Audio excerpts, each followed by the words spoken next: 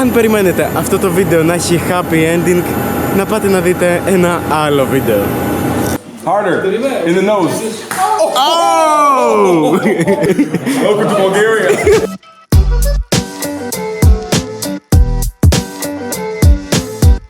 Καλώς ήρθατε σε ένα ακόμη βίντεο. Μπορεί για πολλούς αυτό να είναι το πρώτο βίντεο που βλέπετε, οπότε είμαι ο Πονομάροβ Αλέξανδρος, που εκεί που ταξιδεύω και μοιράζομαι τις εμπειρίες μου σε αυτό εδώ το κανάλι. Και επίσης προσπαθώ να σας πείσω ότι ακόμα και με λίγα χρήματα μπορείς να κάνεις ταξίδια. Τώρα, όσον αφορά το τίτλο αυτού του βίντεο, δεν είναι clickbait, είναι αλήθεια. Πριν από μερικές μέρες, αν με ακολουθείτε στο Instagram, είχα ανεβάσει ένα story στο οποίο είχα βρει κάτι πολύ φθηνά αεροπορικά με 1 ευρώ για εξωτερικό. Ψέματα, δεν ήταν 1 ευρώ, ήταν 0,99 λεπτά. Υπήρχε όμως ένα πρόβλημα. Αυτή η πτήση ήταν από Καλαμάτα, οπότε δεν είχα άλλη επιλογή από το να μαζέψω τα πράγματά μου και να ταξιδέψω προς την Καλαμάτα.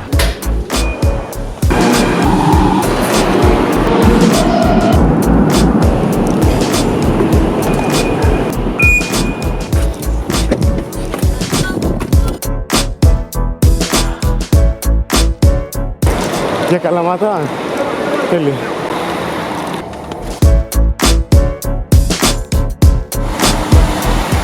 Είναι 7 και 20, είμαι στην Καλαμάτα, είναι η πρώτη φορά στη ζωή μου που βρίσκομαι σε αυτή την πόλη και στις 8 η ώρα περίπου είναι το επόμενο λεωφορείο που πρέπει να πάρω, οπότε έχω περίπου 40 λεπτά για να βρω ένα ωραίο μέρος να σας τα πω.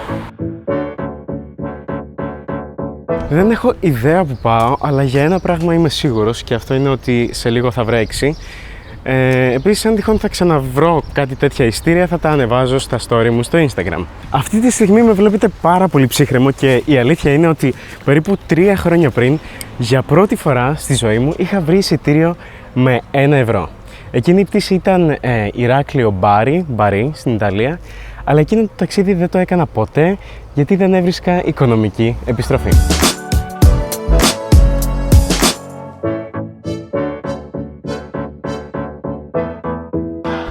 Λοιπόν, είναι και 44, πρέπει να επιστρέφω σιγά σιγά προς το κτέλ μου, στο οποίο μάλιστα ξέχασα και το τρίποδο μου. Και αυτό που ήθελα να πω είναι ότι είναι πραγματικά απίστευτο το γεγονός ότι ζούμε σε μια εποχή που μπορείς να ταξιδέψεις χιλιάδες χιλιόμετρα μακριά, πάρα πολύ οικονομικά. Αλλά θα μου πείτε ποιο είναι το όφελος των αεροπορικών από όλο αυτό.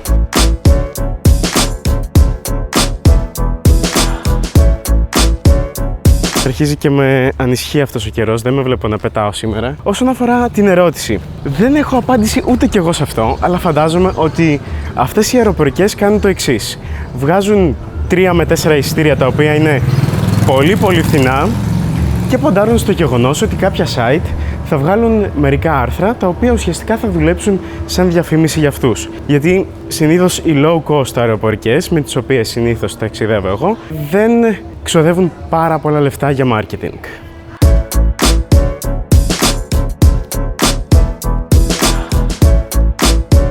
Δεν σας έλεγε τσάμπα, τότε τι το ήθελε το ένα. Τι μη σένεγεν. Τι το ήθελε το ένα.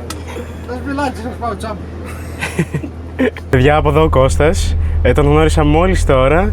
Κώστα, πες μας λίγο, πόσο πλήρωσες για τη Σόφια? 1 ολόκληρο ευρώ. Ήρθα από Πύργο Καλαμάτα. Απίστευτο. Έλα ρε. Λοιπόν, πρέπει να κλείσεις. Ναι. Πρέπει να στείλουμε ένα βίντεο. Χθες το βράδυ σε μελέταγα. Αλήθεια λέει.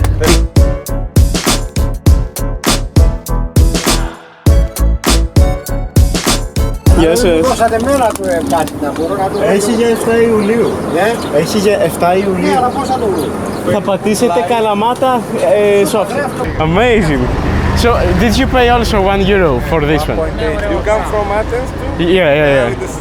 You too? We do the same. Oh my god. Yesterday we come in Athens. I mean, you are from... Yeah, I saw that tickets with 1 euro and then came here like. Yeah, we come from Sofia. Yesterday we go in Athens. Oh, so you are from Bulgaria. We are Italians Nice. living in Sofia. Amazing. 1 euro. Okay, let's go to the airport. Απίστευτο, έτσι.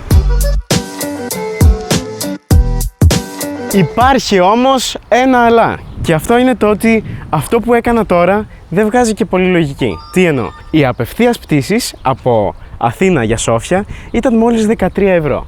Ενώ εγώ πήγα με το κτέλ μέχρι Καλαμάτα, το οποίο ήταν 20 ευρώ, για να πετάξω με 1 ευρώ για Σόφια. Αλλά εντάξει, θα έχουμε να λέμε εδώ με τον Κώστα. Κώστα, Βεβαίως. ότι πετάξαμε με 1 ευρώ. Μιας και ταξίδεψα με το κτέλ, έχω ένα μικρό παράπονο και αυτό είναι η τιμή του εισιτηρίου. Δηλαδή 20 ευρώ, ειδικά για Ελλάδα, είναι πάρα πολλά. Για παράδειγμα, είχα πάει στο Λονδίνο και μια πόλη που ήταν περίπου 3-4 ώρες μακριά, το Bristol, το εισιτήριο για εκεί με το Mega Bus ήταν μόλις 5 ευρώ. Το ίδιο με τη Βιέννη που πήγα για Βουδαπέστη με το Flixbus και αυτό ήταν 5 ευρώ. Οπότε πιστεύω τα 20 ευρώ για το λεωφορείο είναι πάρα πολλά. Οπότε η πρότασή μου είναι η εξής. Είτε να μειώσουμε αρκετά, ας πούμε, τη τιμή του εισιτηρίου για το λεωφορείο, είτε να αυξήσουμε πάρα πολύ την ποιότητα. Δηλαδή να βάλουμε Wi-Fi στα λεωφορεία, να βάζουμε το air condition να δουλεύει όλη την ώρα και όχι που και που.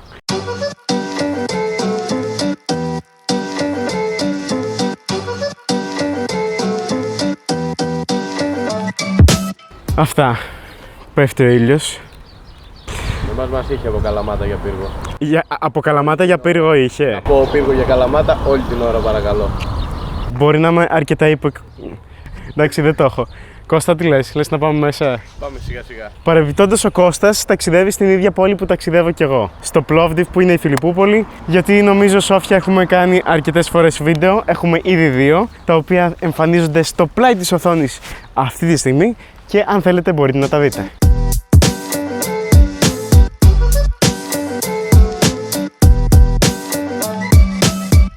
Κοιτάξτε τι τέλειο φως είναι αυτό εδώ. Εντάξει, τελικά δεν γράφει τόσο ωραία στην κάμερα. Σήμερα ξεκίνησα από Αθήνα, είχε καύσωνα. Περάσαμε από Τρίπολη, έβρεχε πάρα πολύ. Και ήρθα εδώ και είναι, κοιτάξτε το, τέλειο. Μια πολύ συχνή ερώτηση που μου κάνετε είναι το πώς τέλος πάντων βρίσκω αυτά τα φθηνά αεροπορικά εισιτήρια. Και για να απαντήσω 100% σε αυτή την ερώτηση, θα φτιάξω ένα μελλοντικό βίντεο που θα τα αναλύω με μεγάλη λεπτομέρεια. Όμως, στο σημερινό βίντεο, στη στιγμή που εμφανίζεται αυτή τη στιγμή στην οθόνη, θα μοιραστώ μαζί σας μερικά tips. Για να το κάνω όμως αυτό, θα αλλάξουμε χώρα. Και τώρα, μιας και είμαστε στο αεροδρόμιο, θα μοιραστώ μαζί σας μερικές συμβουλές για όταν ταξιδεύετε με αεροπλάνο. Flight number 1659 is now ready for boarding.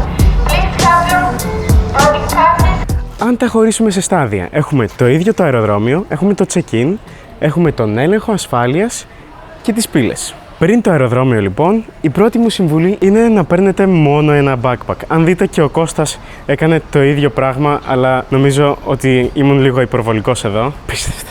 Πριν ταξιδέψετε λοιπόν προς το αεροδρόμιο, μια συμβουλή είναι να κάνετε έγκαιρα το check-in, να δείτε τι δικαιούστε από τσάντες και από αποσκευές και επίσης πάρτε φαΐ και νερό μαζί σας. Και αυτό που εννοώ είναι ότι μέχρι να φτάσετε στο αεροδρόμιο, μέχρι να μπείτε σε αυτό το αεροπλάνο, θα πεινάσετε και θα έχετε διψάσει ήδη αρκετά.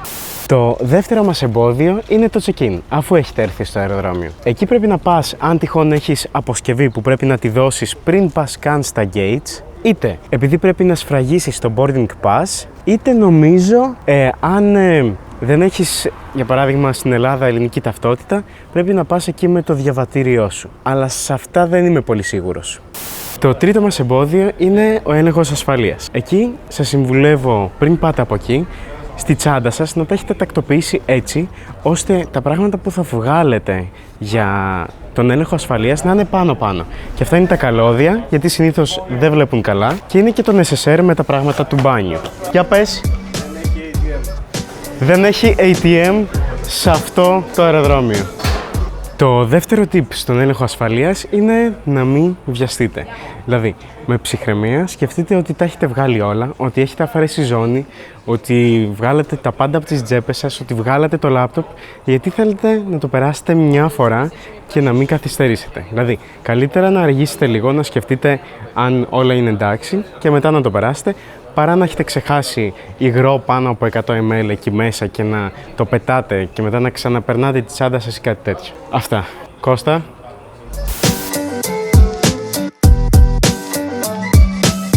Μ' αρέσει που τόσο καιρό σας μιλάω για αυτό το αεροπορικό που είναι 1 ευρώ, αλλά μια απόδειξη δεν σας έχω δείξει. Οπότε, ορίστε. 0,99 λεπτά. Και ξέρετε τι μου κάνει εντύπωση? Ότι αν κάτσω και αν ψάξω, πολύ πιθανόν, τουλάχιστον αυτό το έβλεπα χθες, για μια συγκεκριμένη ημερομηνία τον Ιούλιο, υπάρχουν ακόμα αυτά τα αεροπορικά εισιτήρια. Για να δω. Ναι, να το. 0,99. Δηλαδή υπάρχει ακόμα, κανείς δεν το έχει κλείσει. Έχεις κάποιο φίλο από Καλαμάτα που θα είναι ελεύθερος στις 7 Ιουλίου? Δύσκολο. Βρήκα κι άλλο, 1 ευρώ, Καλαμάτα Σόφια, 4 Αυγούστου. Και τώρα είμαστε στο 4ο εμπόδιο, το οποίο είναι η πύλη, τα gates. Εδώ, πριν μπεις στο αεροπλάνο, για άλλη μια φορά σου ελέγχουν το διαβατήριο και το boarding pass και αν ανταποκρίνονται οι βαλίτσες σε αυτά που δικαιούσε. Ένα μικρό tip είναι το εξής. Στην αρχή θα φωνάξουν για όσους έχουν προτεραιότητα και μετά στους non-priority. Και στις δύο περιπτώσεις δεν έχει καμία λογική του να στέκεσαι και να περιμένεις. Καλύτερα καθίστε, γιατί ούτως ή άλλως όλοι φεύγουμε με το ίδιο ακριβώς αεροπλάνο. Δεν θα φύγει κανένας χωρίς εσάς.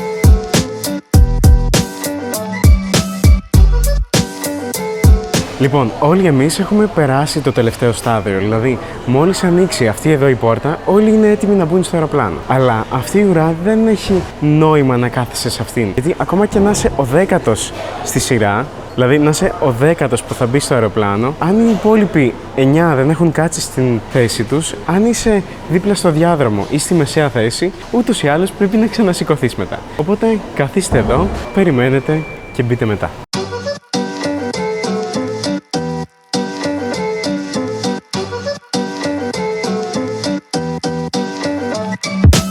Αυτό ήταν λοιπόν, η πτήση είναι σχετικά καινούρια, είναι άδεια, όπως βλέπετε μπορώ να κοιμηθώ κιόλας εδώ. Αυτό ήταν λοιπόν και από ό,τι κατάλαβα πετάω με 1 ευρώ. Α ναι, είχαμε μια μικρή καθυστέρηση της 1 ώρας.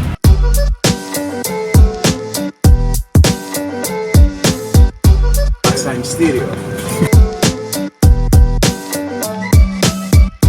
Καλά, δεν φαίνεστε με τίποτα. Λοιπόν, είναι απίστευτο. Από εδώ είναι ο Θάνος και από εκεί είναι ο Γιάννης. Τους γνώρισα στην ίδια πτήση. Το απίστευτο είναι ότι και οι δύο σπουδάζουν οδοντιατρική εδώ και είμαστε συνάδελφοι. Και κοίτα να δεις.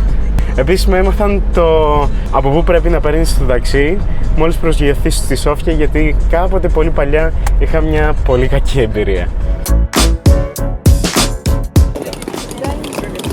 Εγώ την παίρνω τη τσάντα μου μπροστά. Ναι, ναι.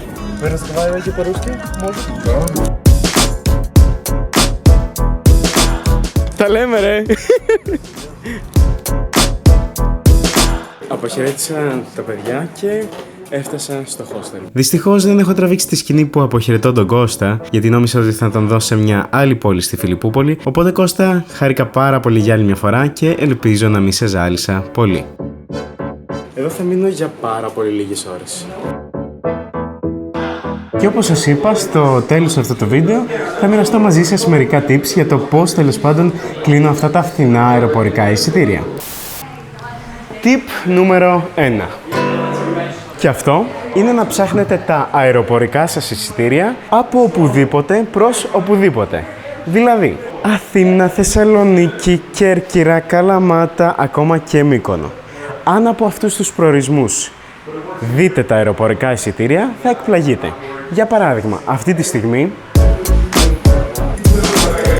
δεν έχει πολύ καλό ίντερνετ, αλλά αν θυμάμαι καλά, αυτή την περίοδο έχει πολύ φθηνές πτήσεις από Κέρκυρα για Λονδίνο, από Αθήνα για μερικές πόλεις της Πολωνίας και νομίζω για Σαντορίνη, ενώ από Θεσσαλονίκη έχει φθηνές πτήσεις για Σικελία, δηλαδή Κατάνια και Παλέρμο.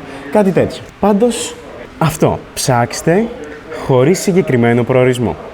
Tip νούμερο 2 και θα το ονομάσουμε η ενδιάμεση πτήση. Αυτό το tip το είχα αναλύσει στο βίντεο της Δανίας. Για παράδειγμα, αν θέλετε να ταξιδέψετε προς το Λονδίνο και βλέπετε ότι είναι ακριβά τα αεροπορικά και είναι για παράδειγμα Σεπτέμβρης που είναι high season γιατί ξεκινάνε οι σχολές, δείτε αν μπορείτε να βρείτε φθηνά αεροπορικά προς μια κοντινή πόλη στο Λονδίνο. Αυτές οι πόλεις μπορεί να είναι κάποια πόλη της Δανίας, Νορβηγίας, Ιρλανδίας. Οπότε, αν βρείτε εσείς φθηνό αεροπορικό για εκεί, δείτε αν από εκεί υπάρχει φθηνό αεροπορικό για το Λονδίνο. Από εκεί και πέρα αυτό διακλαδώνεται ακόμα περισσότερο, γιατί το Λονδίνο έχει 4 αεροδρόμια. Οπότε, από εκεί και πέρα σχεδόν ξεκλειδώνεται ολόκληρη την Ευρώπη. Tip νούμερο 3. Και αυτό είναι να κάτσετε και όντως να ψάξετε τα εισιτήρια.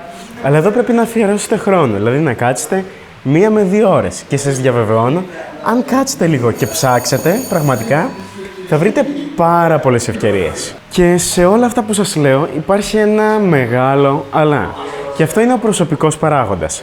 Δηλαδή, για να κάνεις αυτά τα ταξίδια και γενικότερα για να μπορείς να φεύγεις για πολύ καιρό, πρέπει είτε να είσαι φοιτητής με χαλαρή σχολή, είτε να ψάχνεις δουλειά και να μην έχεις μεγάλες υποχρεώσεις και να μπορείς να φεύγεις, είτε να έχεις μια δουλειά η οποία ουσιαστικά μπορεί να γίνει από οπουδήποτε. Πολλούς ανθρώπους που έχω συναντήσει κάνουν αυτό, δηλαδή δουλεύουν από τον υπολογιστή τους από οπουδήποτε αρκεί να έχει Wi-Fi, συγκεκριμένες ώρες της ημέρας και μετά πάνε και εξερευνούν την πόλη.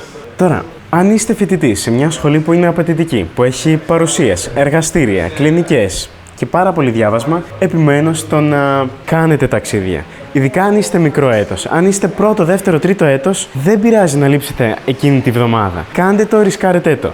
Γιατί ειδικά όλοι εσείς, και βάζω τον εαυτό μου μέσα, που έχετε σπουδάσει στην ίδια πόλη στην οποία έχετε και μεγαλώσει, θα νιώσετε κάποια στιγμή ότι δεν έχετε κάνει φοιτητική ζωή. Οπότε πάρτε το ρίσκο και κάντε τα ταξίδια. Δεν πειράζει να λείψετε μια εβδομάδα, δεν θα κοπείτε στο έτος.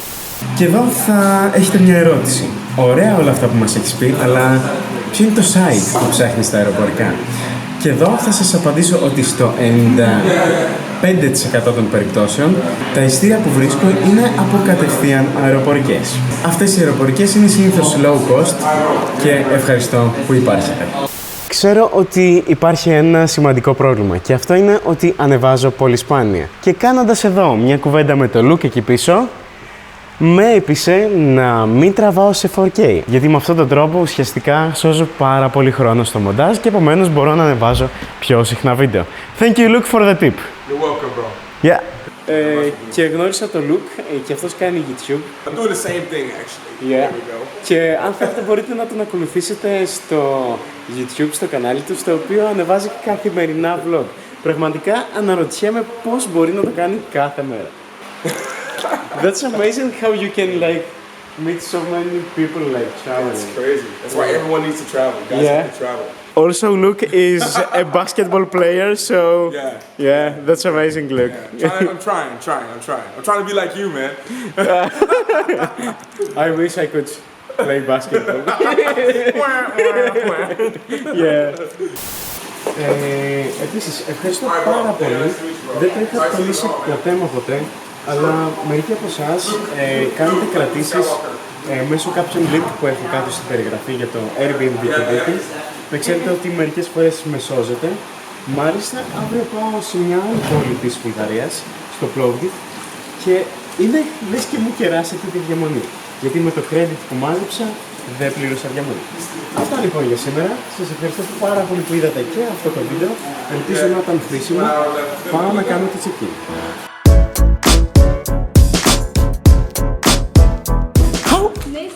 Nessie and Bran. Okay. We have YouTubers here. She's Yeah. about to go attack. Oh! Harder, one more time. Open your hands so you don't break your fist. Yeah, like this. Harder. In the nose. Oh! Welcome to Bulgaria.